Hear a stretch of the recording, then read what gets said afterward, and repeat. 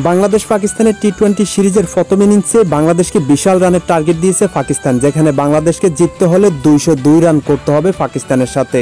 তবে বলতে গেলে হয় আমাদের বোলাররা সুবিধা করতে পারেনি, একের পর এক 4 ছক্কা হজম করতে হলো। যেখানে আমাদের মেন বোলাররা একের পর এক পাকিস্তানের ব্যাটারদের হাতে হজম করতেছেন 4 ছক্কা, সেখানে শামীম পাটোয়ারিকে অধিনায়ক লিটন কুমার দাস এনে 4 ওভার বল করে মাত্র 31 রান খরচ করে 1 উইকেট নেন।